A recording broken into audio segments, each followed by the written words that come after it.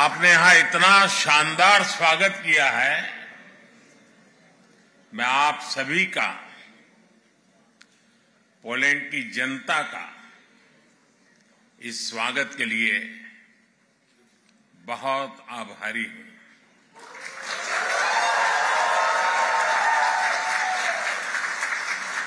साथियों, पिछले एक हफ्ते से भारत के मीडिया में आप ही लोग छाए हुए हैं।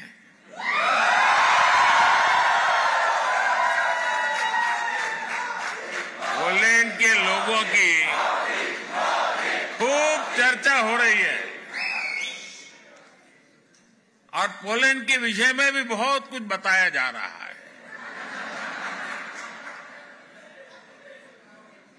और एक हेडलाइन और भी चल रही है और मीडिया में बताया जा रहा है कि 45 साल बाद भारत का कोई प्रधानमंत्री पोलैंड आया है।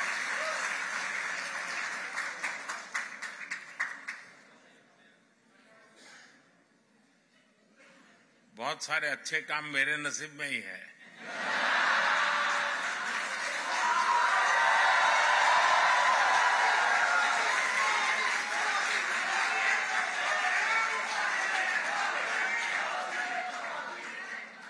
कुछ महीने ही पहले मैं ऑस्ट्रिया गया था। वहां भी 4 दशक बाद भारत का कोई प्रधानमंत्री वहां पहुंचा था।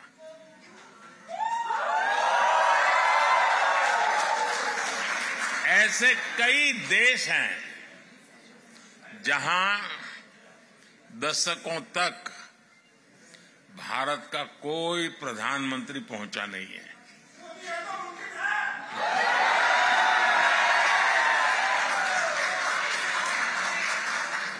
लेकिन अब परिस्थितियां दूसरी है। दशकों तक भारत की नीति थी कि सारे देशों से समान दूरी बनाए रखो। आज के भारत की नीति है सारे देशों से समान रूप से नजदीकी बनाओ।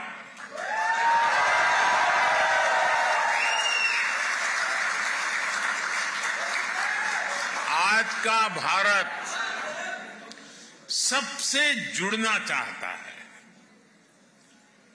आज का भारत सबके विकास की बात करता है। आज का भारत सबके साथ है, सबके हित की सोचता है।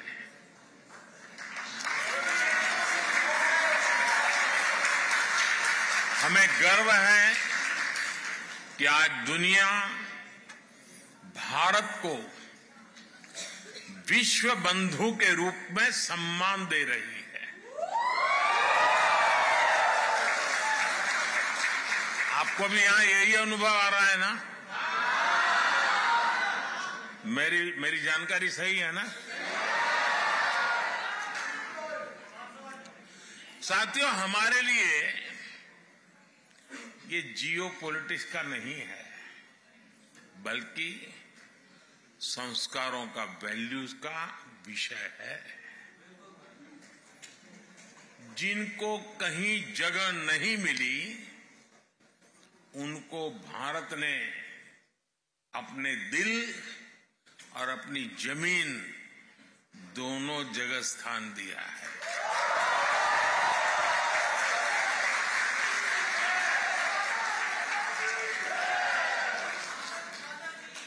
ये हमारी विरासत है जिस पर हर भारतीय गर्व करता है। पोलैंड तो भारत के इस सनातन भाव का साक्षी रहा है।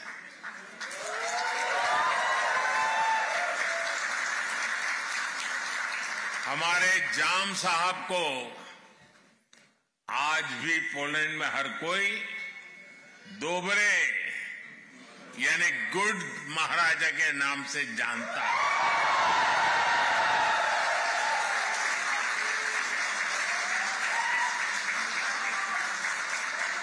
वर्ल्ड वॉर II के दौरान जब पोलैंड मुश्किलों से घिरा हुआ था, जब पोलैंड की हजारों महिलाएं और बच्चे शरण के लिए जगह जगह भटकते थे, तब जाम साहब, दिग्विजय सिंह, रणजीत सिंह जाडेजा जी आगे आए।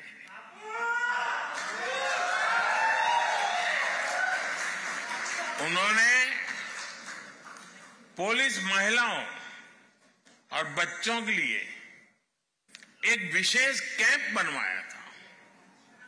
जाम साहब ने कैंप के पुलिस बच्चों को कहा था, जैसे नवानगर के लोग मुझे बापू कहते हैं, वैसे ही मैं आपका भी बापू हूं। साथियों, मेरा तो जाम साहब के परिवार से काफी मिलना जुलना रहा है। मुझ पर उनका अपार स्नेह रहा है। कुछ महीने पहले भी मैं वर्तमान जाम साहब से मिलने गया था। उनके कमरे में पोलैंड से जुड़ी एक तस्वीर आज भी है और मुझे ये देखकर अच्छा लगता है कि जाम साहब के बनाए रास्ते को पोलैंड ने आज भी जीवंत रखा है।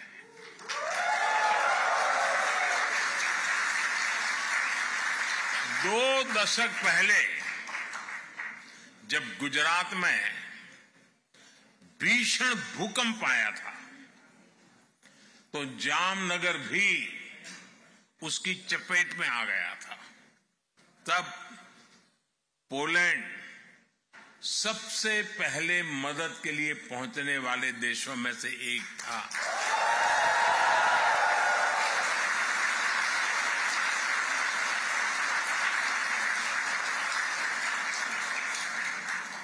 यहां पोलैंड में भी लोगों ने जाम साहब और उनके परिवार को भरपूर सम्मान दिया है।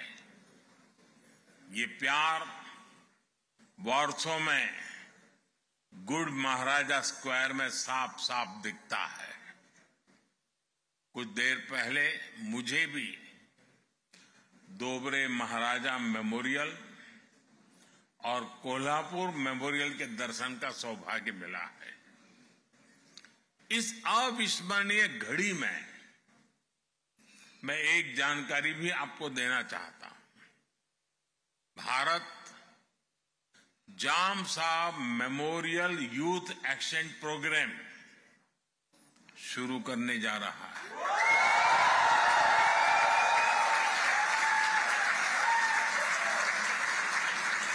इसके तहत भारत 20 पोलिश युवाओं को हर साल भारत आने के लिए आमंत्रित करता है।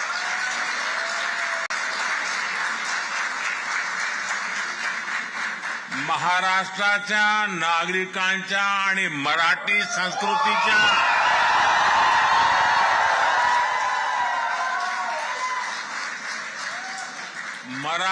संस्कृतीच्या प्रती पोलंडचे नागरिकांनी व्यक्त केलेला हा सन्मान आहे।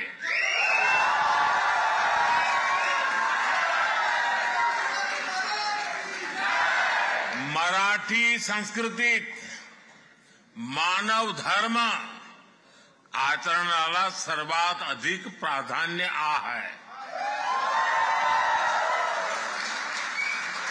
छत्रपति शिवाजी महाराज की प्रेरणा से कोल्हापुर की रॉयल फैमिली ने बलिवड़े में पोलैंड की महिलाओं और बच्चों को शरण दी थी। वहां भी एक बहुत बड़ा कैंप बनाया गया था। पोलैंड की महिलाओं और बच्चों को कोई तकलीफ ना हो, इसके लिए महाराष्ट्र के लोगों ने दिन रात एक कर दिया था। साथियों, आज ही मुझे मोंटे कैसिनो मेमोरियल पर भी श्रद्धांजलि देने का अवसर मिला है। ये मेमोरियल हजारों भारतीय सैनिकों के बलिदान को भी, उनकी भी याद दिलाता है। ये इस बात का भी प्रमाण है कि कैसे विश्व के हर कोने में भारतीयों ने अपना कर्तव्य निभाया है। साथियों, 21वीं सदी का आज का भारत अपनी पुरानी वैल्यूज, अपनी विरासत पर गर्व करते हुए विकास के रास्ते पर आगे बढ़ रहा है।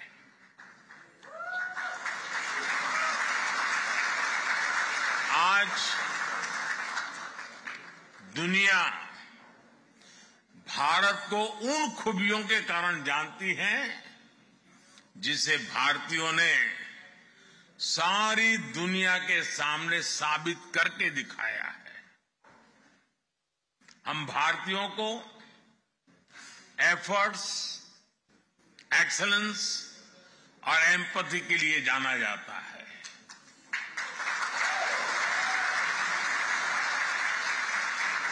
हम दुनिया में जहां भी जाते हैं, हम भारत के लोग मैक्सिमम एफर्ट्स करते दिखाई देते हैं। एंटरप्रेन्योरशिप हो, केयर गिवर्स हो या हमारा सर्विस सेक्टर हो, भारतीय अपने एफर्ट से अपना और अपने देश का नाम रोशन कर रहे हैं। ये मैं आपकी बात बता रहा हूं।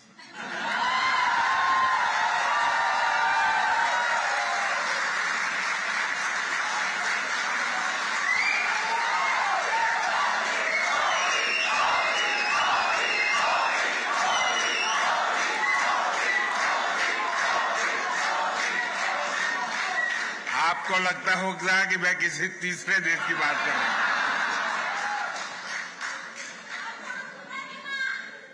पूरी दुनिया में भारतीय एक्सेलेंस के लिए भी पहचाने जाते हैं। आईटी सेक्टर हो या भारत के डॉक्टर्स हो, सभी अपने एक्सेलेंस से छाए हुए हैं।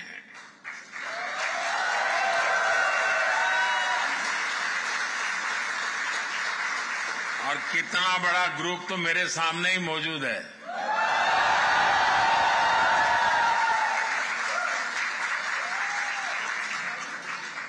साथियों, हम भारतीयों की एक पहचान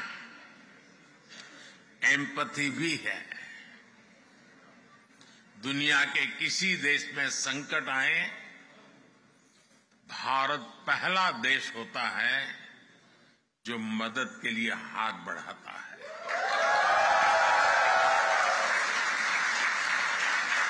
कोविड आया, 100 साल की सबसे बड़ी आपदा आई, तो भारत ने कहा ह्यूमैनिटी फर्स्ट। हमने दुनिया के 150 से ज्यादा देशों को दवाइयां और वैक्सीन भेजी।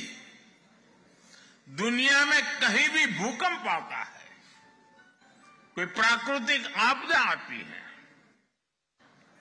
भारत का एक ही मंत्र है, ह्यूमैनिटी। कहीं युद्ध हो तो भारत कहता है ह्यूमैनिटी, और इसी भाव से भारत दुनिया भर के नागरिकों की मदद करता है। भारत हमेशा फर्स्ट रिस्पॉन्डर के रूप में सामने आता है। साथियों, भारत बुद्ध की विरासत वाली धरती है।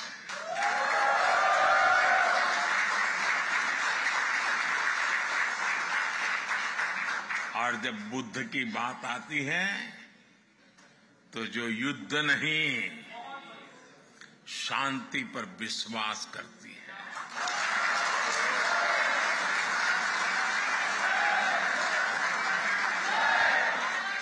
और इसलिए भारत इस रीजन में भी स्थायी शांति का एक बड़ा पैरोकार है।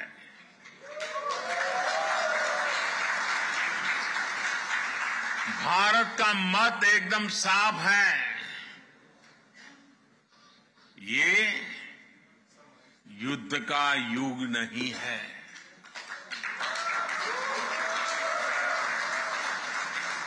ये उन चुनौतियों से निपटने के लिए एकजुट होने का समय है, जिनसे मानवता को सबसे बड़े खतरे हैं। इसलिए भारत डिप्लोमेसी और डायलॉग पर बल दे रहा है। साथियों, जिस प्रकार आपने यूक्रेन में फंसे हमारे बच्चों की मदद की, वो भी हम सभी ने देखा है।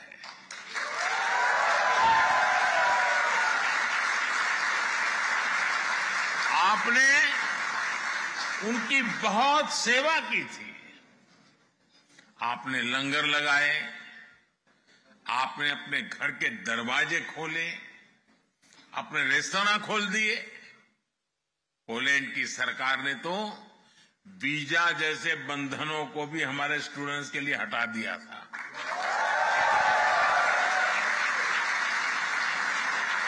यानी पोलैंड ने पूरे मन से हमारे बच्चों के लिए दरवाजे खोल दिए थे। आज भी जब मैं यूक्रेन से लौटे बच्चों से मिलता हूं तो वे पोलैंड के लोगों की और आपकी खूब प्रशंसा करते हैं।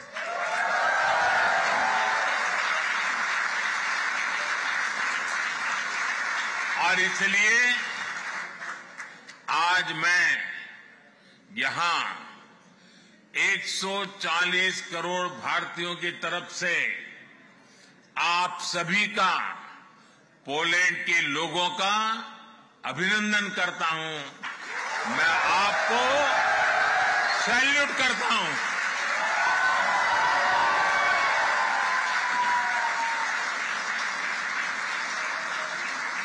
साथियों, भारत और पोलैंड के समाज में अनेक समानताएं हैं।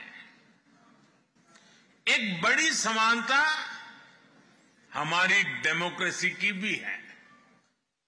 भारत मदर ऑफ डेमोक्रेसी तो है ही, एक पार्टिसिपेटिव और वाइब्रेंट डेमोक्रेसी भी है।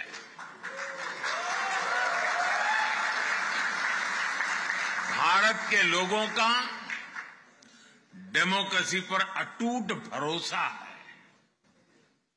ये भरोसा हमने हाल के चुनावों में भी देखा है।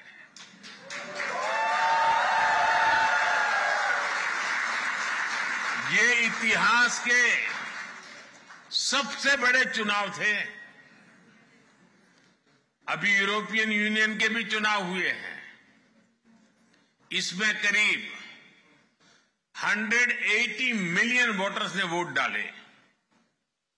भारत ने इसे 3 गुना से अधिक, करीब 640 मिलियन वोटर्स ने वोटिंग की है।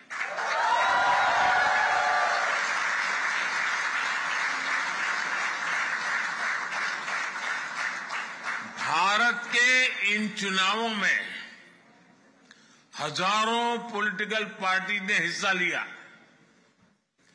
करीब 8,000 कैंडिडेट्स मैदान में थे।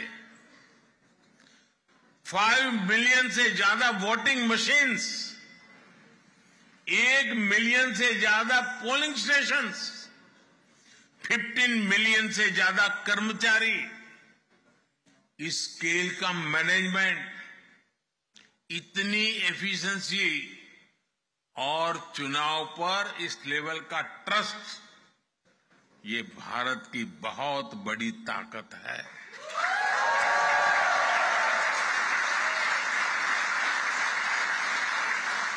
दुनिया को ये लोग जब ये आंकड़े सुनते हैं ना, तो उनको चक्कर आ जाता है।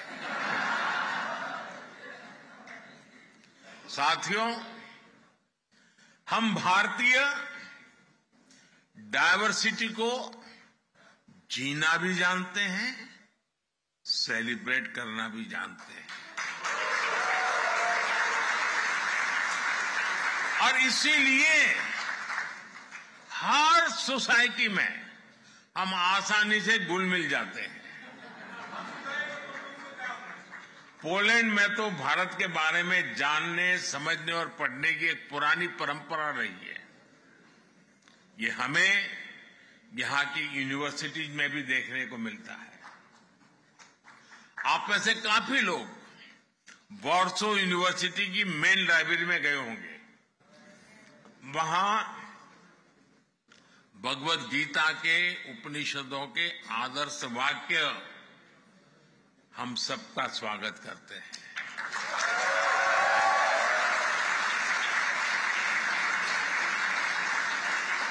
तमिल हो, संस्कृत हो, ऐसी अनेक भारतीय भाषाओं को पढ़ने वाले यहां अनेक लोग हैं।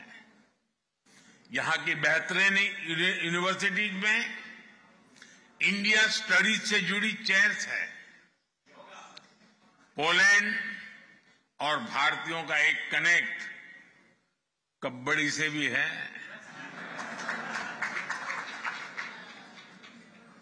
आप भी जानते हैं, भारत में गांव-गांव में कबड्डी खेली जाती है।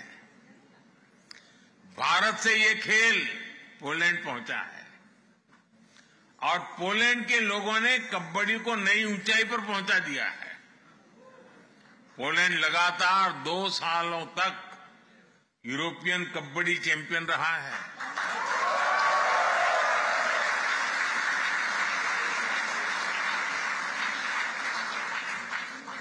मुझे बताया गया है कि 24 अगस्त से एक बार फिर कबड्डी की चैंपियनशिप होने जा रही है और पहली बार पोलैंड इसकी मेजबानी कर रहा है।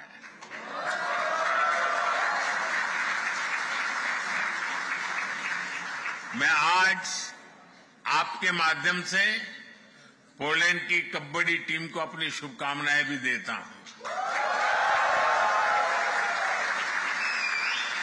साथियों, आपने कुछ दिन पहले ही यहां आजादी का उत्सव मनाया है।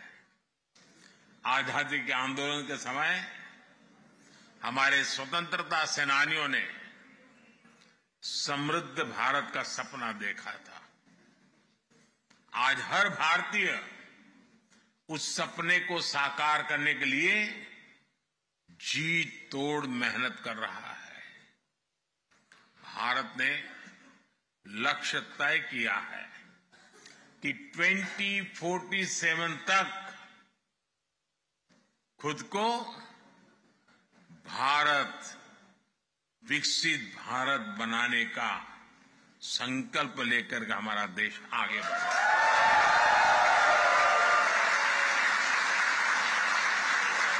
इसलिए आज का भारत अभूतपूर्व स्केल, स्पीड और सॉल्यूशंस पर काम कर रहा है। भारत में किस स्केल और स्पीड पर आज परिवर्तन आ रहा है, ये सुनकर आपको भी गर्व होगा। सुनाऊं?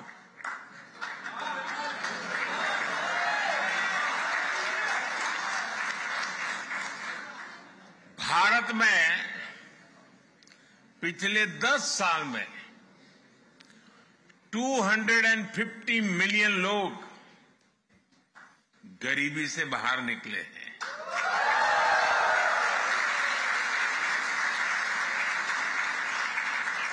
और 250 मिलियन मतलब ये संख्या फ्रांस, जर्मनी और यूके की टोटल पॉपुलेशन से भी ज्यादा है।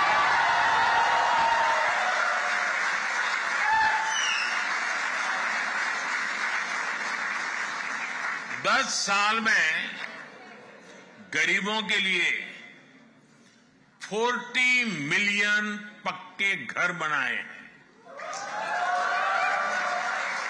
और हम 30 मिलियन और घर बनाने वाले हैं। और अगर पोलैंड में आज 14 मिलियन हाउस होल्ड है तो हमने सिर्फ एक दशक में करीब 3 नए पोलैंड बसाए हैं।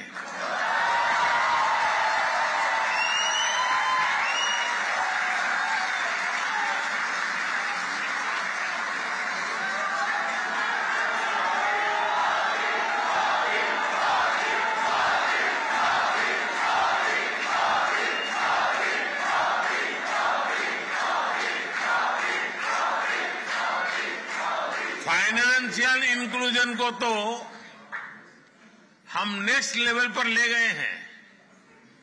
10 साल में भारत में 500 मिलियन जनधन बैंक अकाउंट्स खुलवाए हैं। ये संख्या पूरे यूरोपियन यूनियन की पॉपुलेशन से ज्यादा है।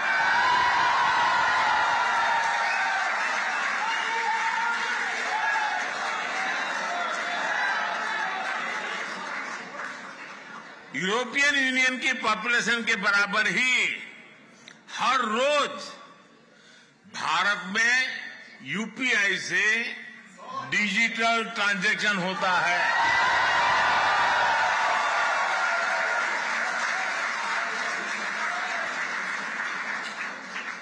यूरोपियन यूनियन की कुल आबादी से ज्यादा भारतीयों को सरकार 5 लाख रुपए का फ्री हेल्थ इंश्योरेंस देती है।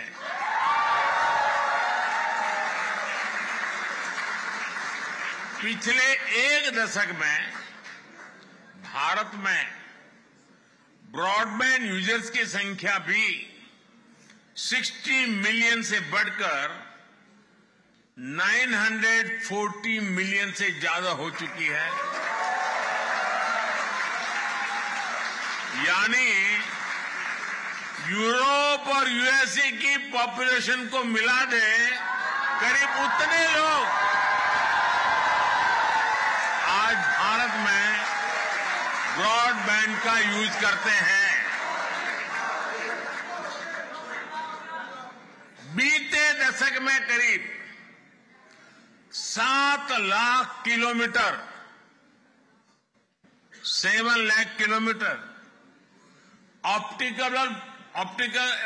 ऑप्टिकल फाइबर बिछाया गया है। ये हमारी पृथ्वी के चारों ओर 70 बार चक्कर लगाने जितना है।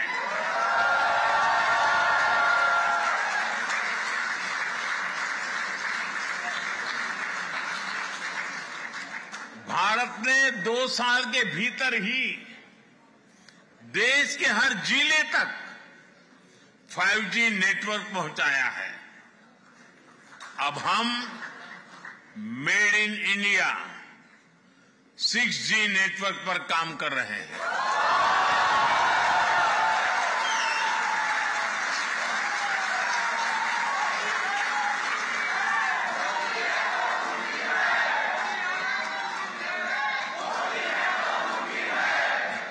साथियों, भारत की ट्रांसफॉर्मेशन की ये स्केल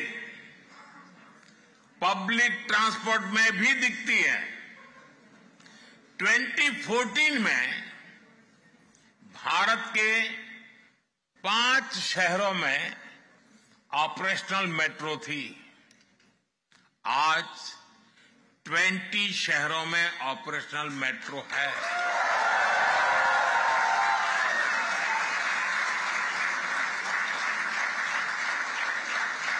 पोलैंड की 1/3 पॉपुलेशन जितने लोग आज रोजाना मेट्रो ट्रेन से सफर करते हैं।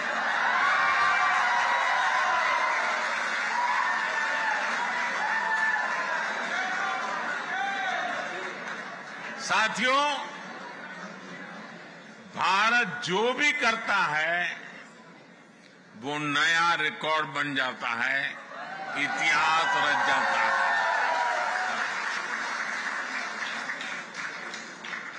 आपने देखा है भारत ने 100 से ज्यादा सैटेलाइट एक साथ लॉन्च किए थे।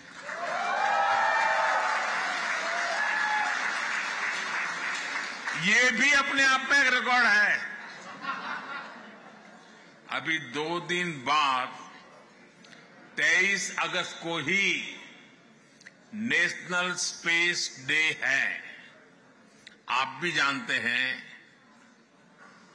याद है ना? क्या याद है?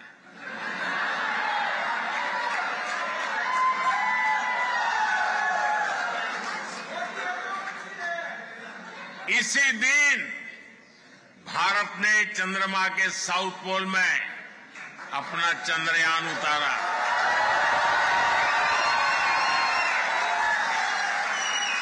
जहां कोई देश नहीं पहुंच पाया, वहां भारत पहुंचा है और उस स्थान का नाम है, उस स्थान का नाम है, उस स्थान का नाम है भारत। दुनिया का तीसरा बड़ा स्टार्टअप इकोसिस्टम है। साथियों, दुनिया की आबादी में भारत का हिस्सा करीब 16-17% रहा है, लेकिन आबादी के लिहाज से ग्लोबल ग्रोथ में भारत की हिस्सेदारी पहले उतनी नहीं थी। अब स्थितियां तेजी से बदल रही है। साल 2023 में ग्लोबल ग्रोथ में भारत की हिस्सेदारी 16% से अधिक रही है।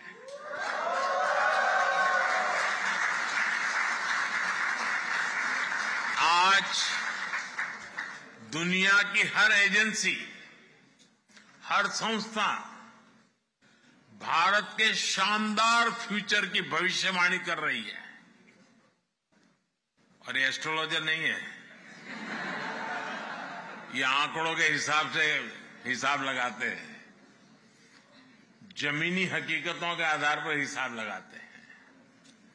अब भारत दुनिया की तीसरी बड़ी इकोनॉमी बनने से ज्यादा दूर नहीं है।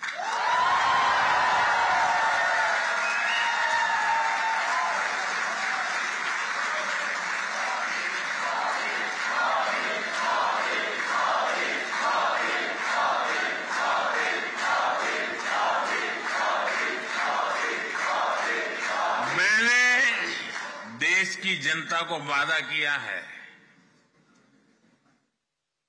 मेरे तीसरे टर्म में भारत तीसरे नंबर की इकोनॉमी बन के रहेगा।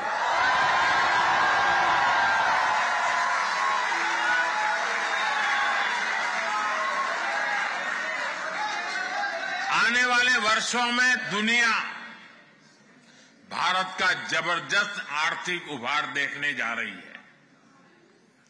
नेस्कॉम का अनुमान है कि अपने डिजिटल इंफ्रास्ट्रक्चर के कारण भारत इस दशक के अंत तक $1 ट्रिलियन की इकोनॉमी बन जाएगा।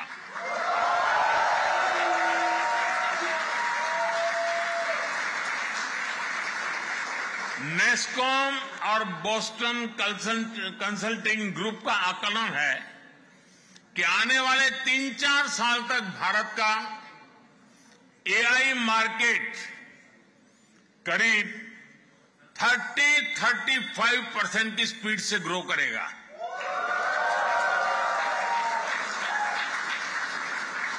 यानी भारत को लेकर एक अभूतपूर्व पॉजिटिविटी चारों तरफ नजर आ रही है।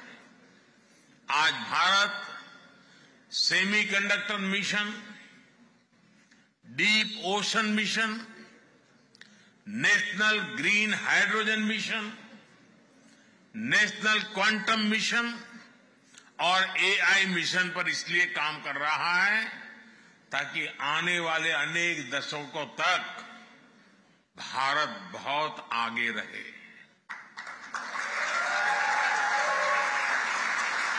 भारत आने वाले कुछ वर्षों में अपना स्पेस स्टेशन स्थापित करने की भी तैयारी कर रहा है और वो दिन दूर नहीं जब आप भारत के एस्ट्रोनॉट्स को मेड इन इंडिया गगनयान,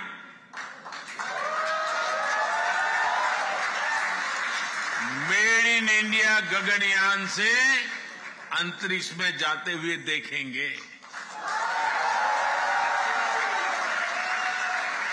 साथियों, भारत का पूरा फोकस आज क्वालिटी मैन्युफैक्चरिंग और क्वालिटी मैन पावर पर है। ये दो ऐसी चीजें हैं जो ग्लोबल सप्लाई चेन के लिए बहुत आवश्यक है। हाल में जो बजट आया है उसमें हमने अपने यूथ की स्किलिंग और जॉब क्रिएशन पर बहुत जोर दिया है। यहां बहुत बड़ी संख्या में हमारे नौजवान पढ़ाई के लिए आए हैं।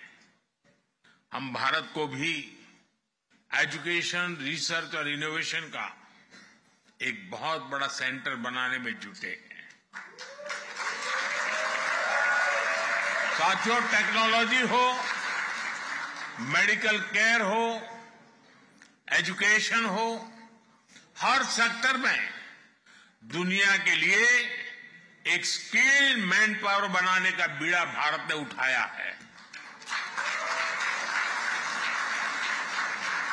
मैं आपको हेल्थ सेक्टर का एक उदाहरण दूंगा।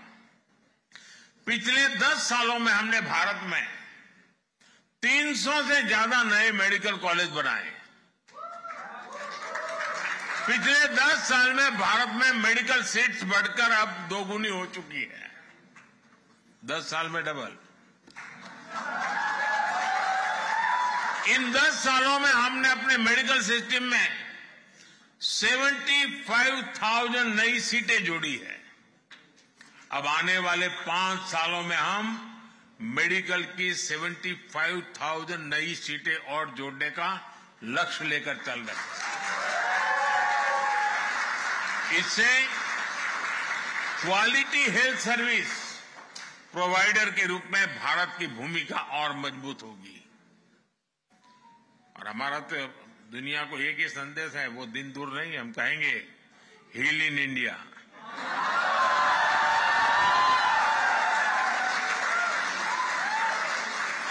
अभी हम तैयारी कर रहे हैं। साथियों, इनोवेशन और यूथ भारत और पोलैंड दोनों के देशों की विकास के ऊर्जा देने वाले हैं। आज मैं एक बड़ी खुशखबरी लेकर आपके बीच आया हूं। भारत और पोलैंड दोनों देशों ने आपस में एक सोशल सिक्योरिटी एग्रीमेंट पर सहमति बना ली है।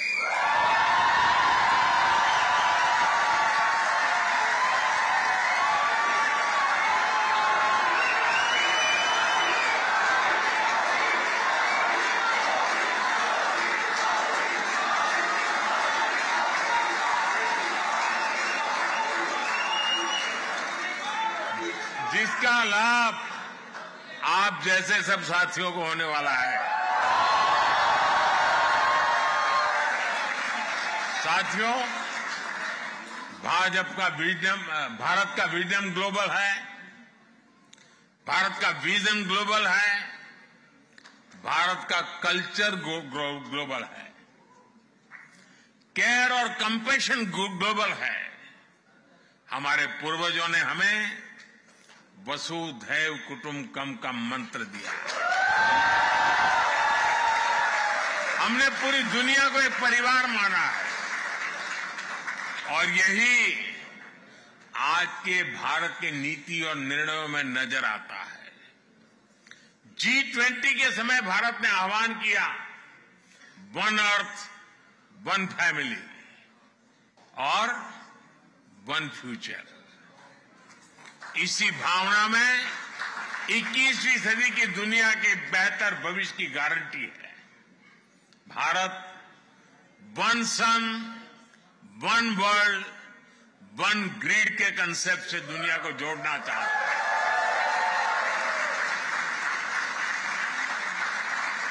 ये भारत ही है जो वन अर्थ वन हेल्थ को स्वस्थ दुनिया की गारंटी मानता है। वन हेल्थ यानी होलिस्टिक वेलबीइंग पर हमारा फोकस होना चाहिए, जिसमें हमारे एनिमल्स हो, पेड़ पौधे भी हो, सबकी हेल्थ पर ध्यान दिया जाए। आज जिस तरह की स्थितियां हम देख रहे हैं, उसमें वन हेल्थ का सिद्धांत और जरूरी हो गया है। भारत ने मिशन लाइफ यानी लाइफस्टाइल फॉर एनवायरनमेंट का एक मॉडल पूरी दुनिया को दिया है। आपने भारत में चल रहे एक बड़े अभियान के बारे में भी जरूर सुना होगा। ये अभियान है एक पेड़ मां के नाम।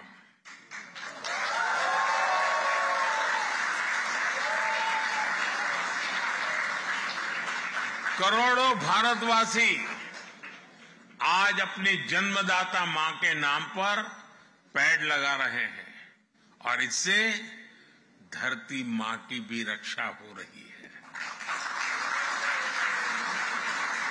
साथियों, इकोनॉमी और इकोलॉजी में बैलेंस आज भारत की प्राथमिकता है। ये भारत ही है जो डेवलप्ड नेशन और नेट जीरो नेशन, ये दोनों संकल्प एक साथ लेकर आगे बढ़ रहा है। भारत ग्रीन फ्यूचर के लिए 360 डिग्री अप्रोच पर काम कर रहा है। ग्रीन मोबिलिटी इसका एक बड़ा उदाहरण है। हम पेट्रोल में 20% इथेनॉल ब्लेंडिंग के बहुत निकट पहुंच चुके हैं।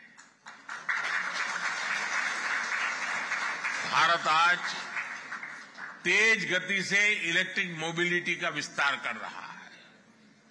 आज भारत में इलेक्ट्रिक व्हीकल की सेल हर साल तेजी से बढ़ रही है। पिछले वर्ष ईवीज की बिक्री में 40% से ज्यादा की ग्रोथ हुई है। वो दिन दूर नहीं जब भारत ईवी मैन्युफैक्चरिंग और इनोवेशन का ग्लोबल सेंटर बनेगा। आने वाले समय में आप भारत को ग्रीन हाइड्रोजन के भी बड़े ग्लोबल हब के रूप में देखने वाले हैं। साथियों, मुझे खुशी है कि न्यू टेक्नोलॉजी और क्लीन एनर्जी जैसे क्षेत्रों में भारत और पोलैंड के बीच भी पार्टनरशिप लगातार बढ़ रही है। बहुत सी भारतीय कंपनियों ने यहां इन्वेस्ट किया है, जॉब्स क्रिएट की हैं। पोलैंड की अनेक कंपनियों ने भारत में अवसर बनाए हैं। कल मेरी मुलाकात राष्ट्रपति डूडा जी और प्रधानमंत्री टूस्डी से भी होने वाली है। इन मुलाकातों से भारत पोलैंड की शानदार साझेदारी और मजबूत होने वाली है।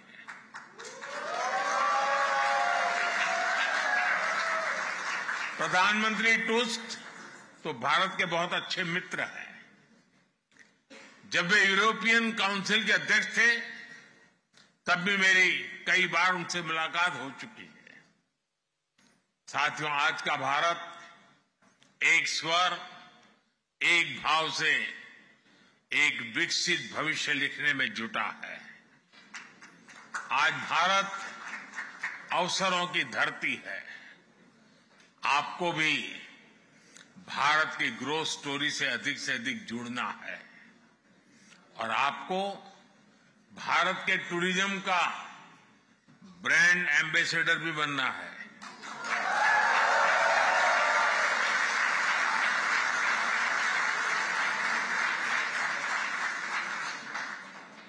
मतलब क्या करेंगे?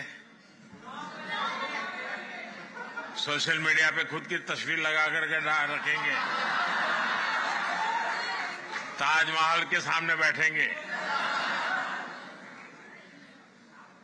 ब्रांड एम्बेसडर का मतलब है कि आपको हर वर्ष हर एक को कम से कम 5 पुलिस परिवारों को भारत देखने के लिए भेजना है।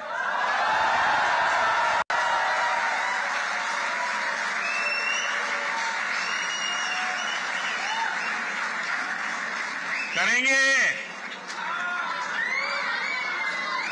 इतना तो होमवर्क देना चाहिए ना मुझे।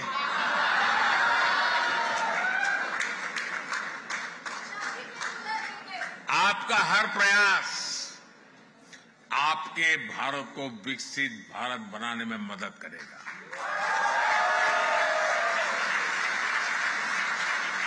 साथियों, एक बार फिर यहां आने के लिए, इस शानदार स्वागत के लिए मैं आप सभी का आभार व्यक्त करता हूं। मेरे साथ बोलिए, भारत माता की, भारत माता की, भारत माता की।